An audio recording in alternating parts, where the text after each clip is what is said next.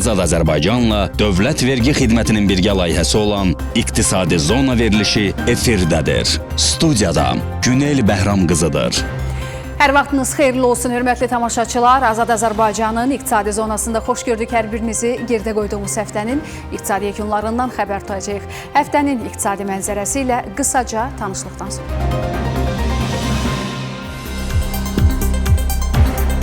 Az pul qoyun, çox qazanc götürün. Sosial şəbəkələrdə geniş yayılan bu investisiya təkliflərinə güvənmək olarmı? Xankəndi şəhərində vergi ödəyicilərinə xidmət mərkəzi açılacaq. Dövlət Vergi Xidmətindən eksklüziv açıqlama. Daha hansı yeniliklər gözlənilir? Torpaq alıb ev tikmək istəyənlər dələduz maklerlərin qurbanı olur. Bəs torpaq sahəsi alarkən onun təyinatını başqa şəxslərə satılıb-satılmadığını necə öyrənmək olar? Şübhəli maliyyə əməliyyatlarına nəzarət gücləndirilir. Yeni tətbiq olunan mexanizm necə işləyir? Maliyyə monitorinqi xidməti ilk dəfə açıqlayacaq. Birazdan.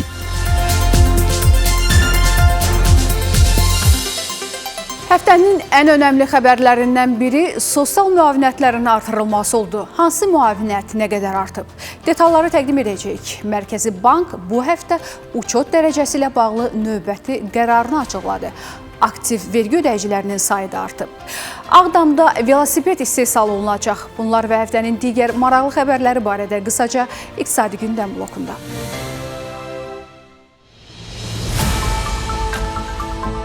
İyulun 1-dən Vətən müharibəsi qəhrəmanı adı verilmiş şəxslərə 2200 manat təqaüd veriləcək. Milli qəhrəmanların təqaüdləri 2000 manat olacaq. Müharibə əlillərinin müavinətləri də artırılıb. Birinci dərəcə əlilliyə görə 600 manat, ikinci dərəcə üçün 500 manat, üçüncü dərəcə olanlar isə 400 manat alacaq. Şəhid ailəsi üçün prezidentin təqaüdü 700 manata qaldırılıb. Uşağın anadan olması və dəfnə görə müavinətlər 600 manat olacaq.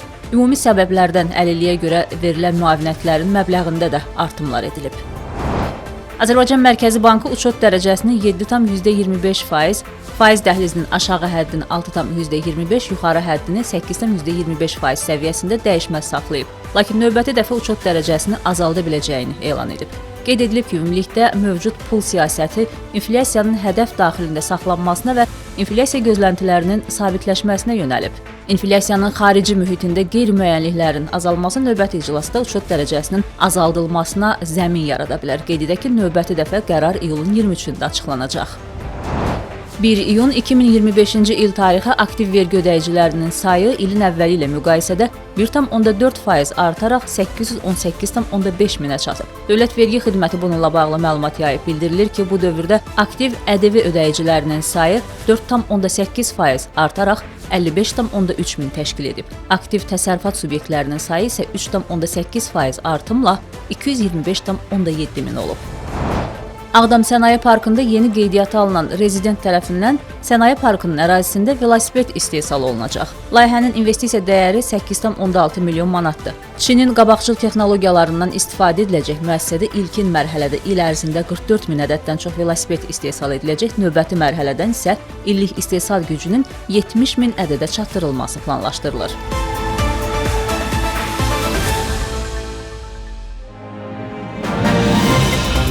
Az pul qoyun, çox qazanc götürün. Sosial şəbəkələrdə geniş yayılan bu investisiya təkliflərinə güvənmək olarmı?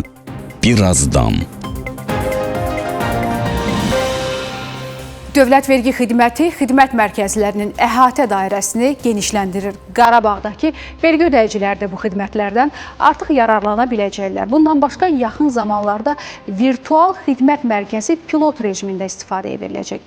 Vergi ödəyiciləri üçün daha hansı yeniliklər nəzərdə tutulur? Ətraflı sujetdə.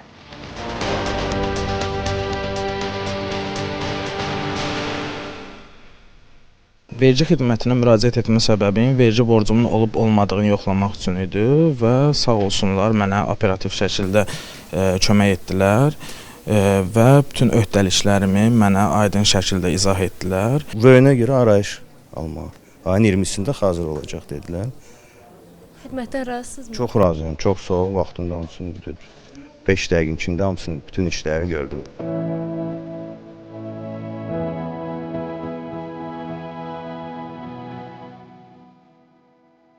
2007-ci ildə Xırdalan şəhərində vergi ödəyicilərinə ilk xidmət mərkəzi yaradılanda qarşıya qoyulan əsas hədəf məhz bu idi. Vətəndaşların vaxt itkisinin qarşısını almaq və məmnunluğunu təmin etmək. Hazırda ölkənin müxtəlif şəhər və rayonlarında 60 xidmət mərkəzi iş günləri fasiləsiz fəaliyyət göstərir. Artıq bu mərkəzlərin əhatə dairəsi biraz da genişləndirilib. Tezliklə işğaldan azad olunan ərazilər də əhatə olunacaq. Hazırda düşmən işğalından azad olunmuş Qarabağda sahibkarlara, ümumilikdə vətəndaşlara müasir standartlara cavab verən vergi ödəyicilərinə xidmət mərkəzlərinin açılması istiqamətində tədbirlər görülür. Cari il ərzində işğaldan azad olunmuş Xankəndi şəhərində müasir standartlara cavab verən ilk xidmət mərkəzinin açılışı nəzərdə tutulmuşdur.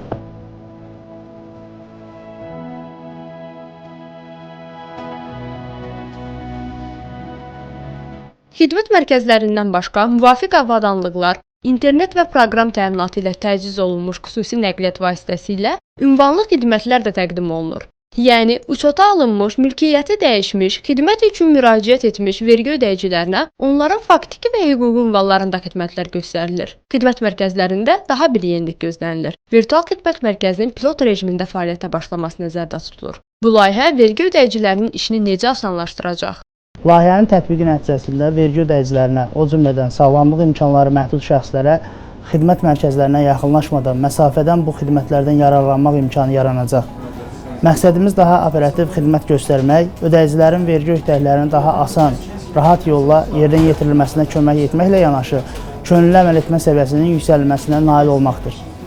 Qeyd edək ki, 2023-cü və 2024-cü illər ərzində Naxçıvan Muxtar Respublikasının Naxçıvan, Babək, Ordubad və Şərur şəhərində müasir standartlara cavab verən vergi ödəyicilərinin xidmət mərkəzləri istifadəyə verilib. 2024-cü il ərzində vergi ödəyicilərinə xidmət mərkəzlərində 631 mindən çox vergi ödəyicisi qəbul olunub, onlara 960 mindən artıq xidmət göstərilib. Azər Nağıyev, Şəkərnaz Şahaliyeva, İqtisadi Zona.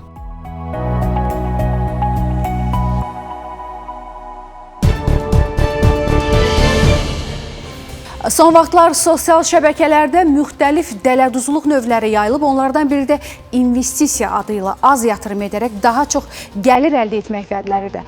Adətən belə şirnikləndirici elanlara bir qrup insanın müsbət rəy yazması da digər vətəndaşların dələduzlara inanmasına gətirib çıxarır. Halbuki həmin müsbət rəyləri də elə dələduzların özləri yazır.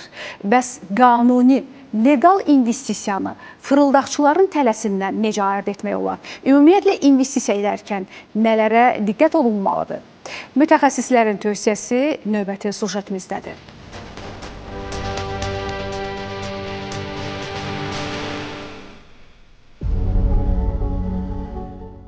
Az pul qoyun, çox qazanc götürün. Sosial şəbəkələrdə geniş yayılan belə məzmunlu təkliflərin doğruluğuna inananlar linklərə daxil olaraq şəxsi məlumatlarını qeyd edir və qazanmaq ümidi ilə büdcələrinə uyğun tariflər alırlar. Bu zaman saxta sayt tərəfindən həm ödənilən məbləğ, həm də müştərinin bank hesabındakı digər vəsait mənimsənilir. İnsanlar bu saytları kriptovalyuta, virtual yatırım layihəsi zənn edirlər. Bəs onların dələduz olduğunu necə anlamaq olar? Qısa zamanda yüksək gəlir verən layihələrdən qaçmaq və bunlardan uzaq durmaq lazımdır. İkinci növbədə çalışın bu tip layihələrin arxasında duran şirkətləri və onların idarə edən şəxsləri araşdırın. Həmin layihələrin saytları və sosial şəbəkələrdə olan davranışlarına diqqət etmək lazımdır. Üçüncü isə mütləq şəkildə diqqət etmək lazımdır ki, bu şirkətlərin lisenziyası varmı və ölkənin maliyyə tənzimləyici orqanları tərəfindən nəzarətdədirlərmi? Elnur Quliyev deyir ki, investisiya təşkilatı kimi fəaliyyət göstərən lisenziyalı qurumlar mövcuddur və onların saytları da var. Onlar qanuni fəaliyyət göstərir və vətəndaşlara da yatırım müqabilində müəyyən gəlir verirlər. Bəs vətəndaşlar saytın həqiqi və ya saxta olduğunu necə anlaya bilərlər? İnformasiya texnologiyaları üzrə ekspert Rəşad Əliyev deyir ki, bu tip saxta saytların ömrü adətən 1-2 ay olur. Dələduzlar hər dəfə yeni saytlar açırlar. Saytı yoxlamaq lazımdır ki, bu sayt yeni yaranıbmı, yoxsa köhnədirmi? Bu arxiv orqu ola bilər saytı ilə və ya WHOIS ilə məlumatları ilə yoxlamaq olur ki, məlumat sayt köhnə və təzəliyidir. Növbəti bu fırıldaq saytdırsa, yəni ki, bunun təbii ki, rəsmi saytın bəzən kopyası ola bilər və ya da ki, ola bilər ki, rəsmi kopya yox, yəni özlərinə yeni bir brend adı da çıxartsın. Hər hansı bir rəsmi saytın kopyasıdırsa, bunu rəsmi sayt özü bloklayacaq və çox vaxtda bunu məsələn rəsmi saytın özündən məlumat almaq olar. Rəşad Əliyev deyir ki, bəzi hallarda dələduzlar işlərini yaxşı bacarırlar və saytları çox inandırıcı şəkildə qururlar. Bu zaman aldanmamaq üçün vətəndaşların da üzərinə bəzi vəzifələr düşür. Sizdən şəxsiyyət məlumatı və s. yoxlayırlarsa, siz onu istəyən saytdan rəsmi əlaqə nömrəsini axtarın. Yəni əlaqə nömrəsi əgər siz Azərbaycandasınızsa, təbii ki, Azərbaycan nömrəsi olmalıdır və ora zəng eləyib yoxlamalısınız ki, bu həqiqətən də o qurumdurmu? Bu hissəsini, yəni ən sadə üsul. İkincisi, əgər belə bir hal varsa və onun fırıldaq olduğunu görürlərsə, bu ilə əlaqədar dövlət qurumları var. Rabitə Nazirliyinin nəzdində, yəni ki, qurum var, elektron təhlükəsizlik xidməti. Onlara sorğu göndərə bilərlər ki, bu saytın fəaliyyətini ölkə səviyyəsində bloklasınlar. Vətəndaşlara şirnikləndirici investisiya təkliflərinə inanmamaq, kifayət qədər iqtisadi biliyə sahib deyillərsə, bu sahədə məlumatlı birindən məsləhət almaq tövsiyə olunur. Digər bir məqam isə belə saxta şirkətlərin yalnız onlayn fəaliyyət göstərməsidir. Vətəndaşlar hər hansı məbləğdə yatırım etməzdən əvvəl həmin şirkətin ofisinə gedib üzbəüz görüş tələb etməlidirlər. Konkret ünvanı, ofisi olmayan şirkətlər böyük ehtimalla dələduzluq tələsidir. Ağabala Məmmədzadə, Elvin Zeynalov, Şəkərnaz Şahaliyeva, İqtisadi Zona.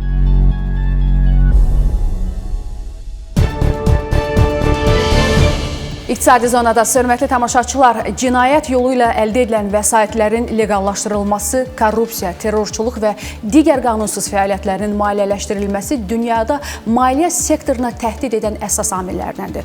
Dövlətlər bununla mübarizə aparır. Bunun üçün müxtəlif mexanizmlər tətbiq olunur. Bu məsələdə ölkələr səylərini birləşdirməklə beynəlxalq səviyyədə əməkdaşlıq edirlər.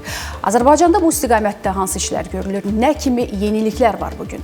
Suallarımızı Maliyyə Monitorinqi Xidmətinin İdarə Heyəti sədrinin müavini Azər Abbasovla müzakirə edəcəyik. Axşamınız xeyirli olsun Azər müəllim, xoş gəlmisiniz. Axşamınız xeyir. Təşəkkür edirəm. Azər müəllim, ilk olaraq xidmətin əsas fəaliyyət istiqamətləri haqqında sizdən məlumat almaq istəyəcəyik. Bugün Maliyyə Monitorinqi Xidməti əsas fəaliyyət istiqamətləri nədir, nə iş görürsünüz və bugün üçün səylərinizi hansı istiqamətdə birləşdirmisiniz? Maliyyə Monitorinqi Xidməti yaş etibarilə gənc bir qurumdur və insanlar bunun fəaliyyəti haqqında çox az məlumatlıdır. Doğrudur. Bəzən bizim qərarlarımız insanların müəyyən əməliyyatlarına təsir göstərir. Nə qədər çox məlumatlı olsalar, bir o qədər bu bizim işimizin rahat getməsinə səbəb olar. Maliyyə Monitorinqi Xidməti bir kəşfiyyat orqanıdır. Yəni nəzəri olaraq yaradılma prinsipləri bunun üzərində qurulub. Ümumiyyətlə dünyada mövcud olan bütün suveren yurisdiksiyalar maliyyə kəşfiyyat orqanını yaratmağa borcludular. Bu beynəlxalq standartın tələbidir. Və bu maliyyə kəşfiyyat orqanının yaradılması zərurəti nədən formalaşıb? Maliyyə məlumatları həssas məlumatlar qrupudur.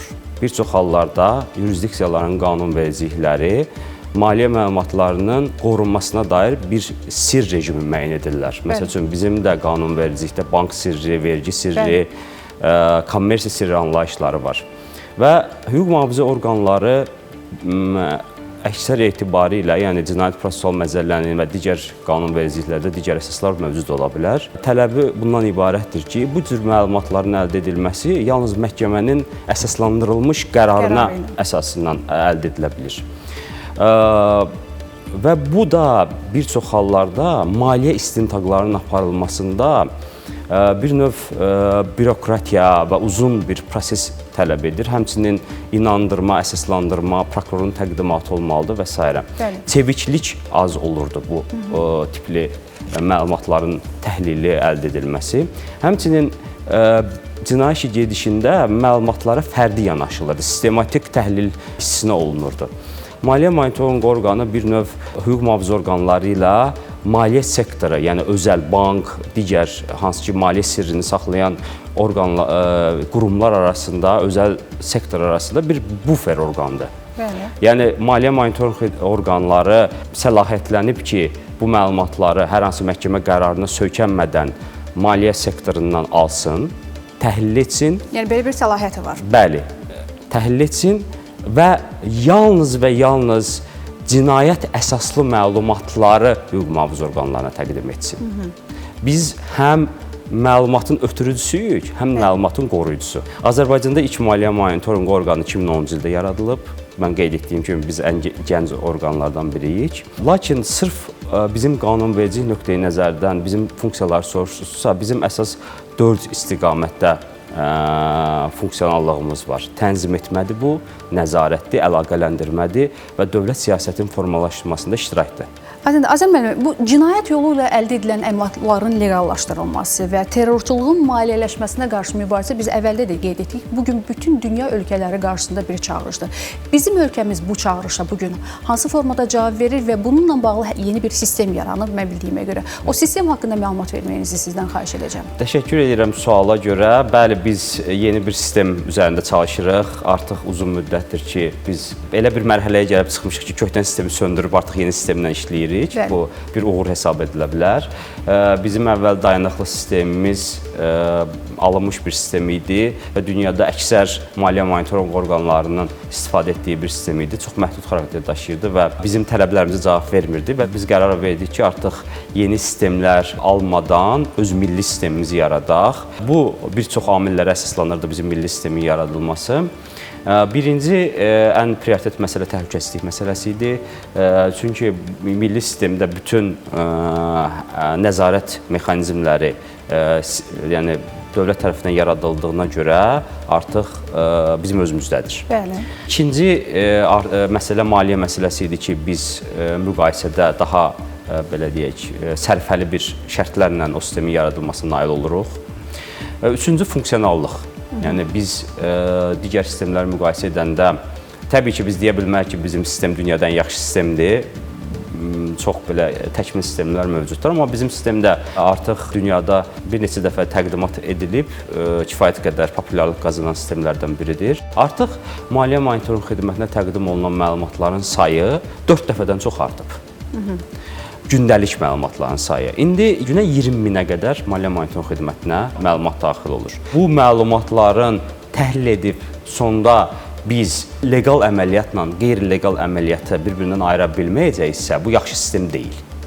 Amma bu sistem imkan verəcəksə ki, leqal əməliyyatla qeyri-leqal əməliyyat bir-birindən ayrılsın və biz artıq əmin olduğumuz məlumatı hüquq mühafizə orqanına təqdim edə bilək. Bu artıq effektiv sistemdir. Sistem artıq işə düşübmü? Bəli. İşə düşüb və artıq siz bu məlumatları lazımı hüquq mühafizə orqanlarına təqdim edirsiniz. Bəli. Nəticə haqqında danışa bilərikmi? Nəticələr var, mövcuddur. Mən ümumiyyətlə sistemdən əvvəlki və sonraki proses haqqında danışa bilərəm ki, məsəl üçün biz artıq təhlilə vizuallaşdırma gətirmişik. Artıq biz hüquq mühafizə orqanına təqdim etdiyimiz məlumatlarda vizual sxemləri tətbiq edə bilirik. Yəni fiqurantların vəsaitlərin mənbəyindən mənsəbinə qədər olan bütün sxemi göstərə bilirik ki, pulların legallaşdırılması cinayətin istintaqı asan istintaq deyil. Artıq o bütün vizual sxemi görməklə həm prokuror qarşısında müstəntiq özünü, həm də məhkəmə qarşısında doğrulda bilsin, sübutlar təqdim edə bilsin. Effektiv sübutlar təqdim edə bilsin. Eyni zamanda biz süni intellektə bəzi hallarda baş vururuq. Artıq süni intellekt, düzdür, bu hələ tam oturuşmuş layihə deyil, amma bu üzərində çalışırıq. Müəyyən qism əməliyyatlarda istifadə edirik. Bundan başqa bu sistem rahatlıq sistemidir, mən bunu belə deyərdim. Çünki biz öncəki sadaladığımız özəl sektorun nümayəndələr, banklardır və s. digər qurumlardır. Hədəfimiz ondan ibarətdir ki, bunlar üçün bir şəxsi kabinet yaransın burada. Və bu şəxsi kabinet üzərindən onlar maliyyə monitorinq xidməti ilə apardığı bütün əməkdaşlığı, bütün hesabatlığı, aydın statistik nəticələri görməklə çıxarıla bilsin. Artıq öz səhvlərini orada görsünlər, düzəltməyə imkan yaradılsın, yenilənməyə imkan yaradılsın və s. Çünki günə 20 min məlumatın ötürülməsi az məlumat kateqoriyası deyil. Biraz vətəndaşlar üçün aydın olsun. Bu məlumatlar hansı məlumatlar? Misal üçün, bax, mən vətəndaş olaraq, bu fiziki şəxs ola bilər, hüquqi şəxs ola bilər, fərq etməz. Onun maliyyə məlumatlarından, onun belə deyək də, kart məlumatlarından mı gedir söhbət? Gün ərzində xərclədiyi, ona gələn mədaxil, məxaric məbləğlərindən mi gedir söhbət? Yəni, bunlar belə deyək də, daha düzgün ifadə etsək, izlənilirmi? Yəni, onların təyinatı, xərclənməsi, alınması prosesi. Əgər belə desək ki, bizə təqdim olunan bütün məlumatlar tək-tək izlənilir, bu biraz doğru olmazdı. Həm də bu real olmazdı. Daha çox riskli əməliyyatlardan gedir. Bizə təqdim olunan əməliyyatlar ümumiyyətlə 2 kateqoriyaya bölünür. Riskli əməliyyatlar və qanunun məcbur etdiyi limit əməliyyatları, belə deyək. Riskli əməliyyatlar hər bir halda izlənilməlidir. Yəni əgər biz onu öhdəlik daşıyan şəxs deyirik. Öhdəlik daşıyan şəxs, yəni bank, sığorta şirkəti, investisiya bazarı, investisiya şirkəti və s. Bunlar maliyyə monitorinq orqanına şübhəli əməliyyat təqdim edirlərsə, mütləq bu analitikanın predmeti olmalıdır. Bəli. Burada sual yoxdur. Əgər əməliyyat şübhəli əməliyyat kateqoriyasında yox, limit əməliyyatı kimi, məsəl üçün 20.000 AZN-dən yuxarı nağd əməliyyat və yaxud 20.000 AZN-dən yuxarı elektron köçürmə əməliyyatı. Bu tip əməliyyatlar gəlirsə maliyyə monitorinq xidmətinə biz hər bir əməliyyatın izlənilməsinə həyata keçirmirik. Təbii. Və bu həm resurs cəhətdən, həm də bu insanların hüquq və müdafiələrin qorunması nöqteyi nəzərindən önəm daşıyır. Biz sadəcə olaraq beynəlxalq təcrübələrdə qəbul olunmuş ən yaxşı, eyni zamanda öz riskimiz nəticəsində ortaya çıxmış indikatorları qoymaqla mövcud yığılmış baza üzərindən təhlillər aparırıq. Bəli. Artıq sistem özü bizə imkan verir ki, həmən indikatorlar düşən əməliyyatlar hansılardır və bunlara əlavə baxışın keçirilməsi zərurəti vardır ya yoxdur. Ya da yoxdur, bəli. Yəni izlənməni desək bu cür yanaşma qoymaq oldu. Aydındır. Minnətdarıq studiyamıza gəldiyiniz üçün. Sizinlə sağlaşırıq. Təşəkkür edirik. Hörmətli tamaşaçılar, İqtisadi Zona davam edir.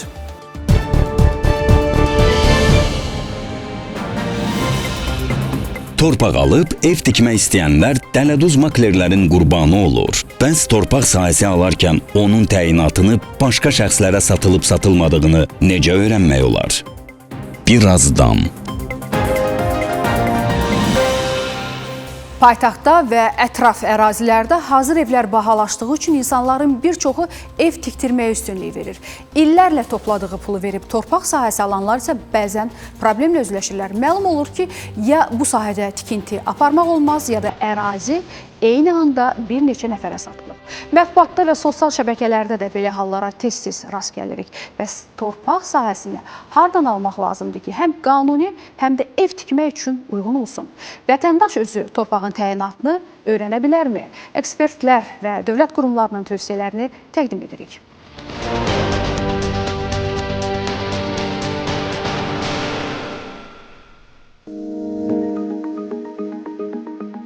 Əmlak bazarında geniş yayılmış problemlərdən biri torpaq alarkən vətəndaşların aldadılmasıdır.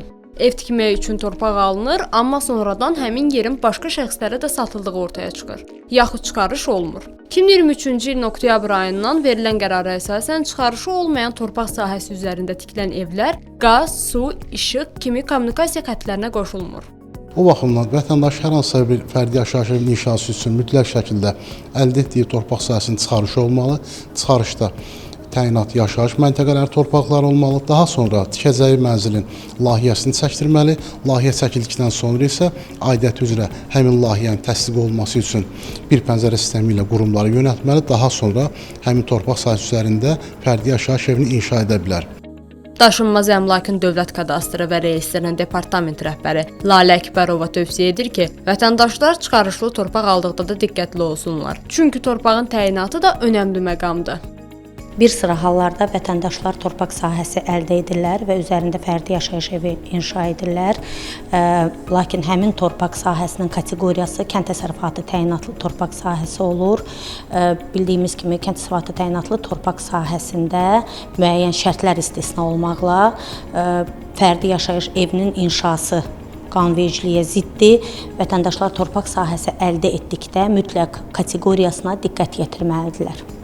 Bəzi hallarda vətəndaş torpağı etibarnamə əsasında alır.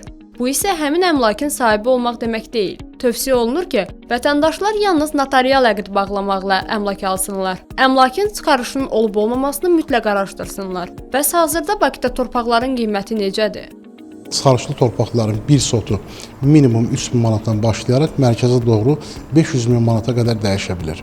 Baha torpaqlar daha çox mərkəz ərazilərdə, yol kənarı, qeyri-yaşayış obyektləri üçün yararlı torpaq sahələridir ki, bunların satış qiymətləri ortalama mərkəz ərazilərdə 100.000 manatdan 500.000 manat arası dəyişir. Mərkəz ərazidə fərdi yaşayış evinin inşası üçün yararlı olan torpaq sahələrinin bir sotu təxminən 20.000 manatdan 300.000 manat arası dəyişir. Elnur Fərzəliyev deyir ki, torpaq almağın bir yolu da bələdiyyə hərraclarıdır. Bakı və Abşeronda bələdiyyə torpaqlarının xəritəsi olmadığından hərrac keçirilmir.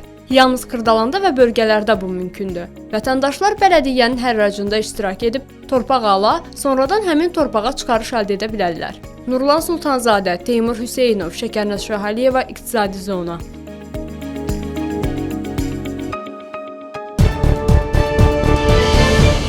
Paytaxtda yeni, çox funksiyalı premium yaşayış kompleksinin təqdimatı olub.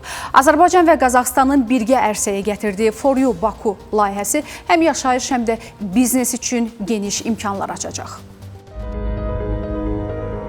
Azərbaycanın aparıcı şirkətlərindən biri olan AES Qrup, Mərkəzi Asiyanın ən böyük tikinti investisiya holdinqlərindən sayılan Qazaxıstanın BI Group Holding ilə birgə Bakıda premium yaşayış kompleksi inşa edəcək. For You Baku layihəsi Tbilisi prospektində 1 hektarlıq ərazidə inşa olunacaq və məhdud sayda ekskluziv mənzillər və üstün yaşam şəraiti ilə fərqlənəcək.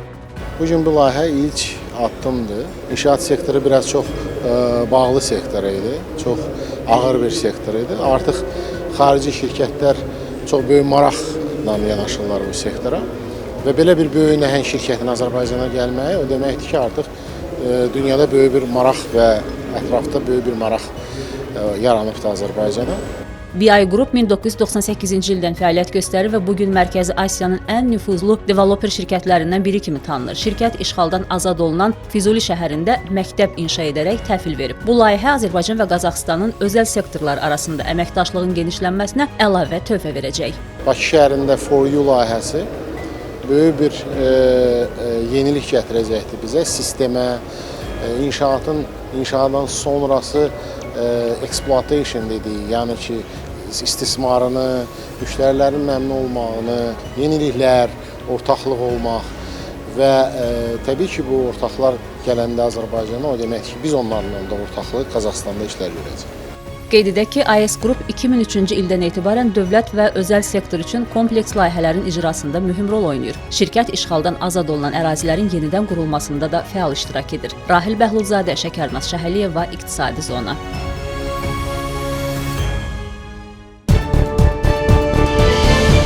Bu həftəlik bu qədər hörmətli tamaşaçılar. Siz Azad Azərbaycanla Dövlət Vergi Xidmətinin birgə layihəsi olan İqtisadi Zona verilişini izlədiniz. Sağ olun, yenidən görüşmək ümidi ilə.